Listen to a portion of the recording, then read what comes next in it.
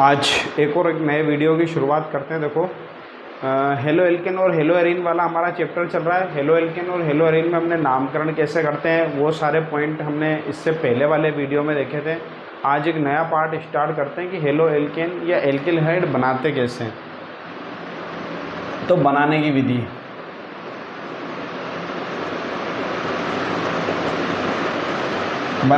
में हम कुछ इम्पोर्टेंट पार्ट देखेंगे। सारी विधियों के बारे में हम कोई ज़्यादा विशेष चर्चा नहीं करेंगे, जो परीक्षा के हिसाब से इम्पोर्टेंट है। जैसे एल्कोहल से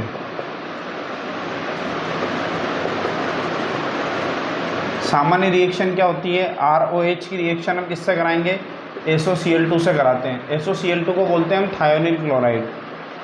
ये आपको डायरेक्ट याद रखना है, क्या होगा, थायोनिल क्लोराइड। थायोनिल क्लोराइड की रिएक्शन हम जब ROH की रिएक्शन SOCl2 से करते हैं तो बनेगा RCl। ये बन गया हमारा एल्किल हैलाइड RCl। साथ में क्या निकलेगा, SO2 और HCl। ये प्रोसेस इसलिए अच्छा इंपॉर्टेंट है क्योंकि ये दोनों उत्पाद कैसे होते हैं, गैस। तो ये बाहर निकल जाएंगे तो आसानी से हमें क्या मिल जाएगा, एल्किल हैलाइड। अब देखो, ROH और SOCl2 की रिएक्शन से RCl बना है। इसको हम कैसे समझ सकते हैं, जैसे ROH, SOCl2 को हम ऐसे लिख लें। देखो, ये क्या निकल गया, SO2, ये क्या निकल गया, HCl, क्या बच गया, RCl, ये यहाँ बन गया। ठीक है, तो आप इसको भी भले नोट कर लेना बाद में। अब इसका एक उदाहरण हम देख लेते हैं। उदाहरण कैसा बनेगा, जैसे CH3OH प्लस SOCl2 लेंगे तो क्या बनेगा, CH3Cl plus SO2 plus HCl। अब यहाँ पे क्या बन गया, ये हम लेके चले थे मेथेनॉल। इससे पहले वाले चैप्टर में हम इसका नाम भी देख चुके हैं, मेथेन, पीछे OH है तो क्या लगेगा, ऑल, मेथेनॉल। मेथेनॉल की रिएक्शन कराएंगे तो यहाँ पर क्या बनेगा, मेथिल क्लोराइड, या इसका IUPAC नाम हम क्या बोल सकते हैं, क्लोरोमेथेन। ठीक है, तो ये वाली रिएक्शन है जिसको आप उतार सकते हो। नेक्स्ट एक नेम रिएक्शन है जो परीक्षा में पूछी जाती रहती है, उसको हम बोलते हैं फिंकेल्स्टाइन अभिक्रिया।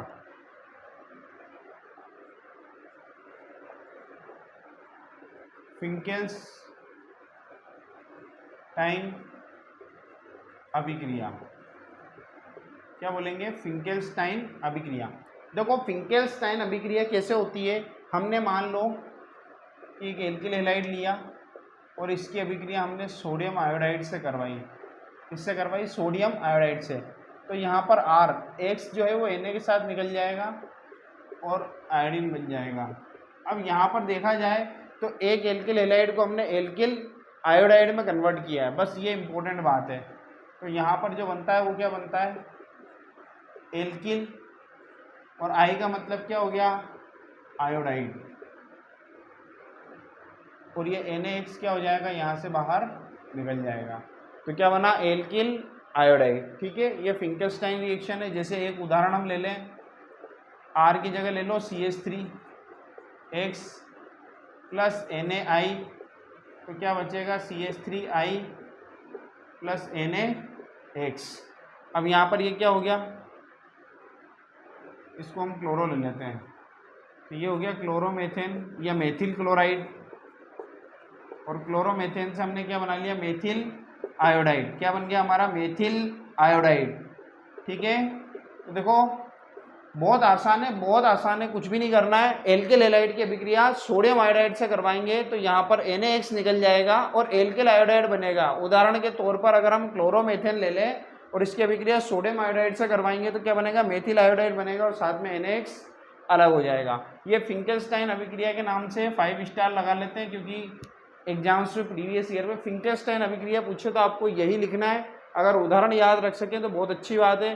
परीक्षा में ये देख करके यहाँ पर क्वेश्चन मार्क भी लगाया जा सकता है, तो भी हमको ये ध्यान रखना होगा। ठीक है, परीक्षा में प्रश्न इस तरीके से भी आ सकता है।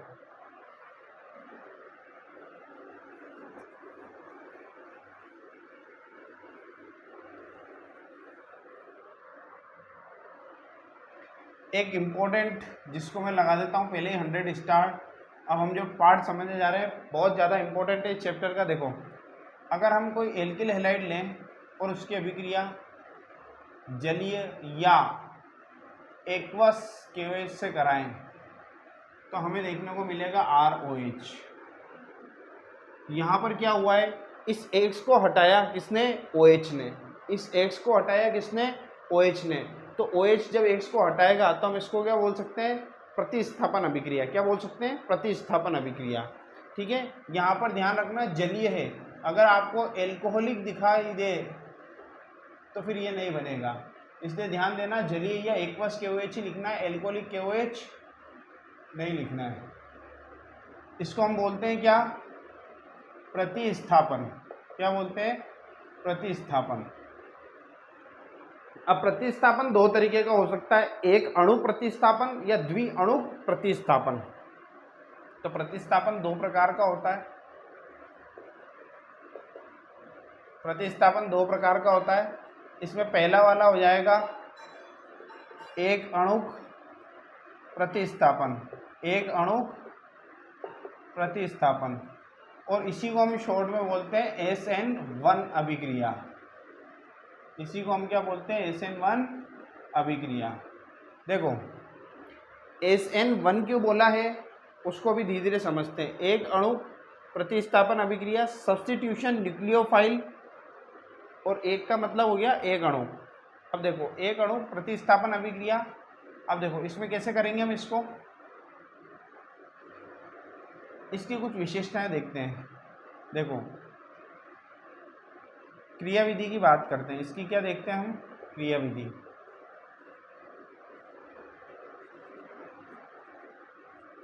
तो हम इसमें लिखेंगे अभिक्रिया।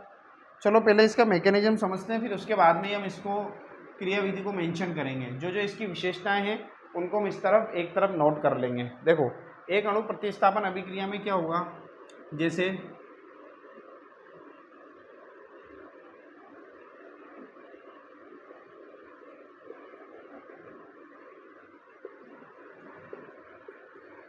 पहले क्या होगा, R+ का निर्माण होगा और X- अलग निकल जाएगा। फिर सेकंड स्टेप में क्या होगा, इस R+ पे ये OH- अटैक करेगा और ये इससे क्या हो जाएगा, जुड़ जाएगा। अभिक्रिया में क्या हुआ, पहले X अलग हुआ, R+ बना, R+ पे ये OH- ने अटैक करा, क्या बना, ROH बना। बनाना हमको यही है, पहले इसको अलग निकालो, फिर सेकंड स्टेप में इस OH को इस पे जोड़ो, क्या बनेगा, ROH। X को अलग निकालो, R+ बनाओ, X- बनाओ, R+ के ऊपर हमने OH- जोड़ा। मतलब इसमें क्या हुआ, हमने इस कार्बन से कहा कि भाई थोड़ी देर के लिए तू आराम कर ले, तेरा हेलोजन गायब हो गया, तेरा हेलोजन गायब हो गया, थोड़ी देर के लिए आराम कर ले, और उसके बाद में हम OH- को लाएंगे और उसको तुझ पे जोड़ देंगे। ठीक है, अब देखो इसकी क्रियाविधि दो चरणों में हुई है पूरी। अब आपको थोड़ा सा ध्यान रखना पड़ेगा कि उदाहरण के लिए हम एक और ऐसे समझ लेते हैं कि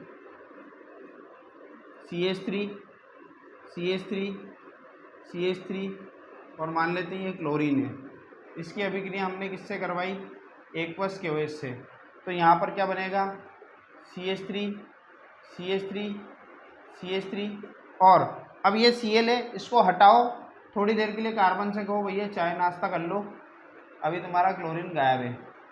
अब ये जब चाय नाश्ता करके कंप्लीट हो जाएगा, बढ़िया फ्री हो जाएगा, थोड़ी देर आराम कर लेगा, कौन, ये धनायन, इसी को हम बोलते हैं कार्बोकेटायन। इसी को हम क्या बोलते हैं, कार्बोकेटायन।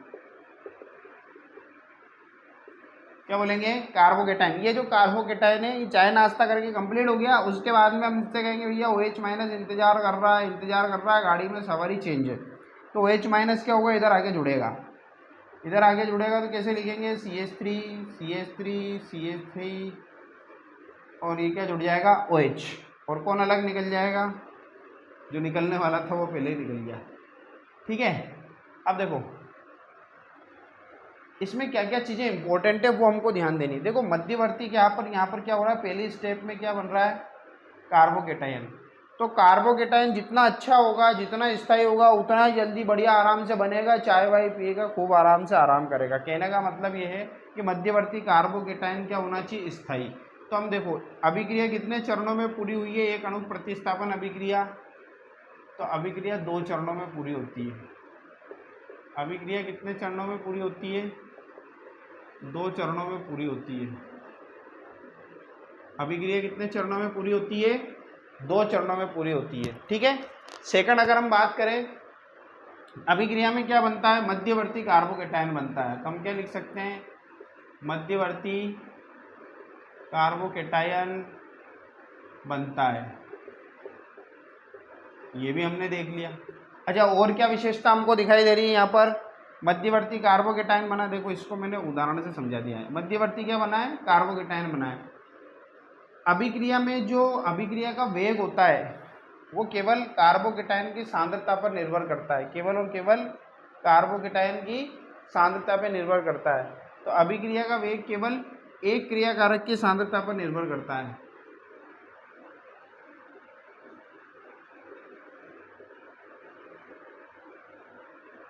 इसीलिए इसका नाम ही क्या है, एक अणु प्रतिस्थापन अभिक्रिया। अभिक्रिया का वेग केवल एक क्रियाकारक की सांद्रता पर निर्भर, एक क्रियाकारक की सांद्रता पर निर्भर।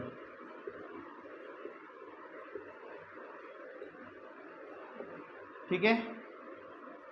अब क्रियाशीलता का क्रम क्या है, देखो जो धनायन बनता है, ध्यान देना, जो धनायन बनता है, जो धनायन बनता है, जो धनायन बनता है, बार बार जोड़ दे रहा हूं, जो धनायन बनता है उस धनायन के ऊपर निर्भर करता है अभिक्रिया क्रियाशीलता क्रम कैसा होगा। ये 3 डिग्री है। 3 डिग्री कार्बोकेटायन कहता है कि मैं बहुत ज़्यादा स्थायी हूँ, तो ये जल्दी से बनना चाहेगा। तो जल्दी से बनना चाहेगा तो सबसे ज़्यादा क्रियाशीलता कौन दर्शाएगा, 3 डिग्री। इससे कम स्थायी होता है 2 डिग्री कार्बोकेटायन, तो वो कम धीरे धीरे बनेगा। उससे कम स्थायी होता है 1 डिग्री।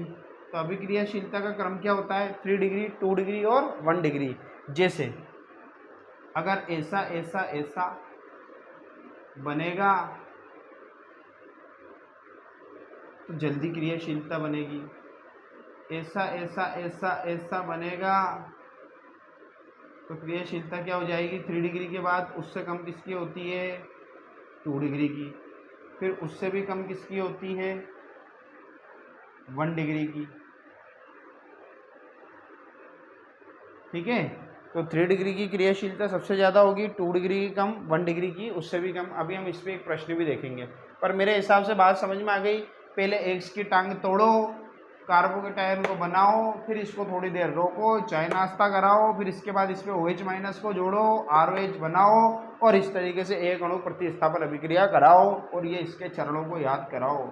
अभिक्रिया 2 चरणों में पूरी होगी। मध्यवर्ती कार्बोकेटायन बनता है। अभिक्रिया का वेग केवल एक क्रियाकारक की सांद्रता पर निर्भर करता है, इसलिए नाम क्या है, एक अणु। क्रियाशीलता क्रम 3 डिग्री का सबसे ज़्यादा होगा, उससे कम 2 डिग्री का होगा और उससे कम 1 डिग्री का होगा, क्योंकि स्थायित्व का क्रम भी यही होता है, 3 डिग्री, 2 डिग्री और 1 डिग्री, जो आपको डायरेक्ट रट लेना है, ज़्यादा दिमाग नहीं लगाना है, क्रियाशीलता क्रम। ठीक है। इसके बाद में इसको आप नोट कर लो, बिल्कुल 100 स्टार है क्वेश्चन। अभी आपको बताऊंगा कैसे क्वेश्चन इसमें आए।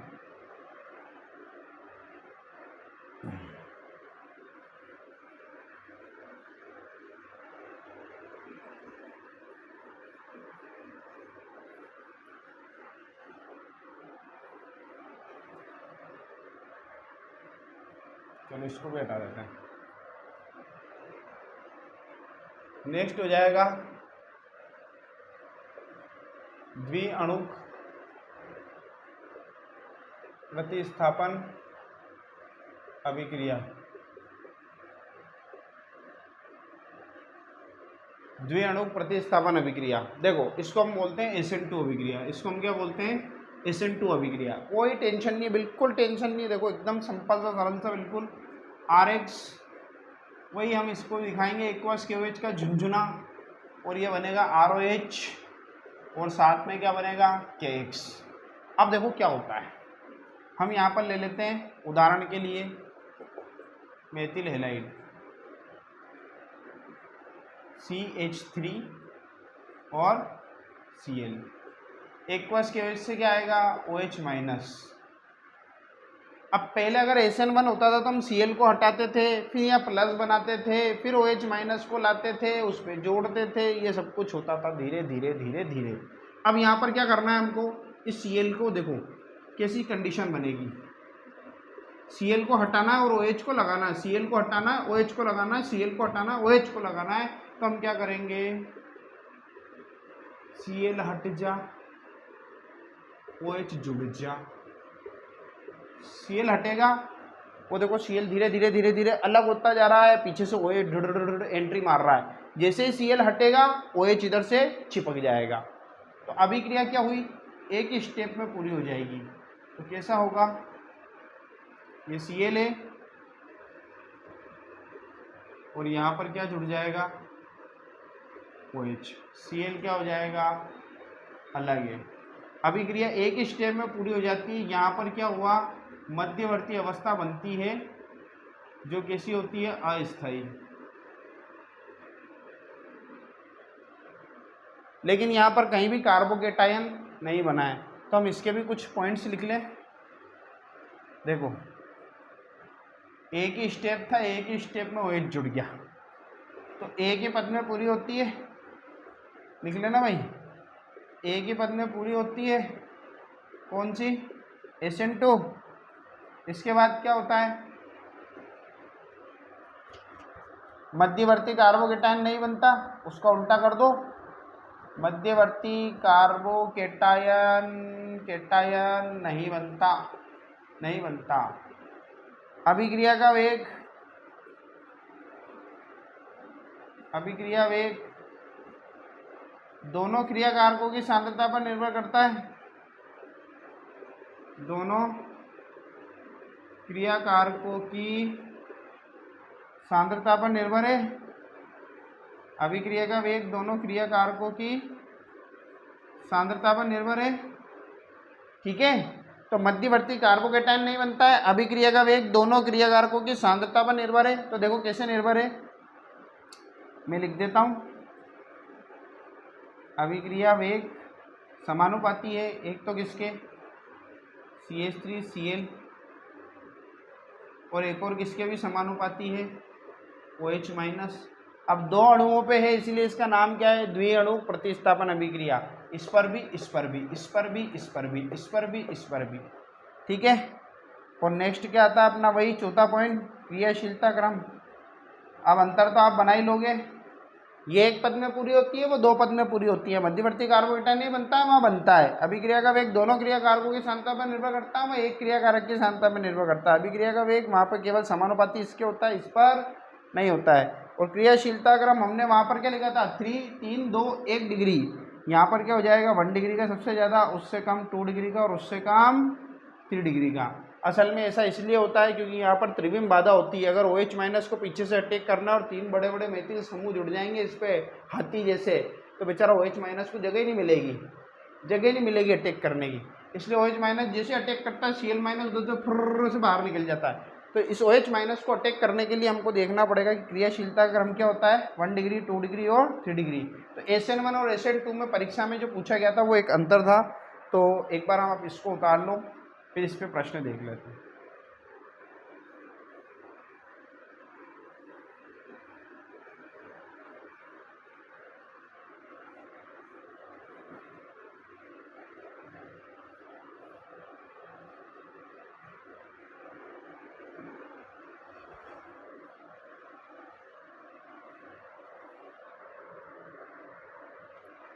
प्रश्न आया SN1 और SN2 में अंतर, तो लिख ही देंगे हम, कोई बड़ी बात नहीं हमारे लिए, अब तो हम पूरा पढ़ चुके हैं, ठीक है। अब SN1 SN2 के ऊपर एक प्रश्न बनता है जिसको हम नेक्स्ट क्लास में डिस्कस कर लेंगे, क्योंकि वीडियो काफ़ी लंबा हो जाएगा वरना, और इससे अपना रिवीजन भी हो जाएगा, ठीक है। तो नेक्स्ट क्लास में मिलते हैं बहुत जल्दी, तब तक के लिए पढ़ते रहो, मस्त रहो और बोर्ड को झाँकते रहो।